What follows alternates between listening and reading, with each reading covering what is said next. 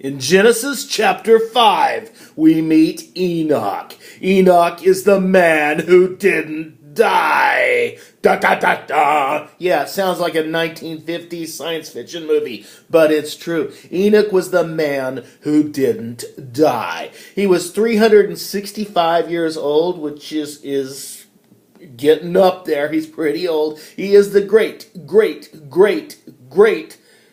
grandson of Adam. So he is a fourth generation human. And his son, Methuselah, is going to be the oldest man ever. He lived to be 969 years old. He is the great-grandpa of Noah, Enoch is. So there's some deep, rich family history there.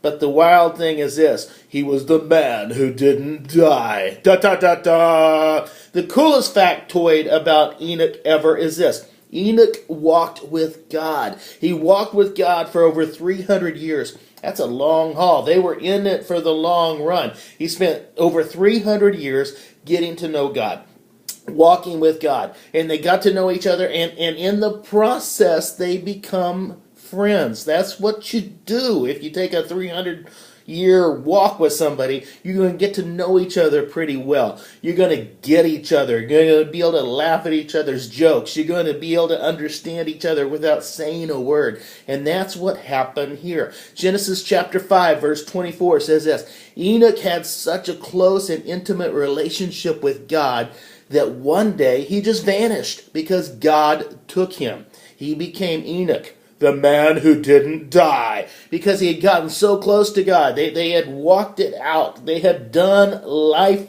together. So they got each other, and he became a friend of God. Wow. He became a friend of God. And so one day, he just wasn't there. One day, he just vanished.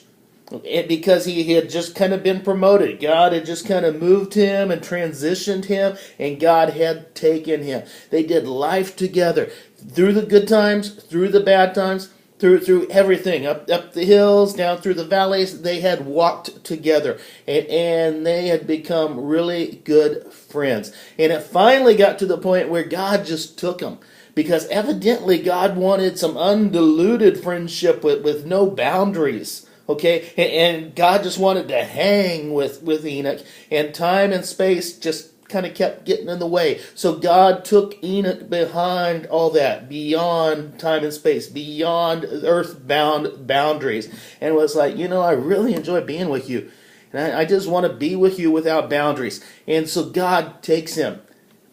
Wow, he's a friend of God. That's the coolest title ever. We work in our life to get a lot of different titles, and we want to be known for different things, and we work for, we want to be this, we want to be that, we want to be very important, we want people to know our name, we want to be famous. Here's the coolest title ever: friend of God. That needs to be our goal. Forget all the other stuff. God will take care of all the other stuff. Walk with him. Walk with him every day. Walk with him through the good. Walk with him through the bad. Have that kind of relationship where you can just hang out together. And you might be talking the whole time, but you might be silent too, because you just get each other. Be a friend of God and see what happens. God bless you guys. Giddy up.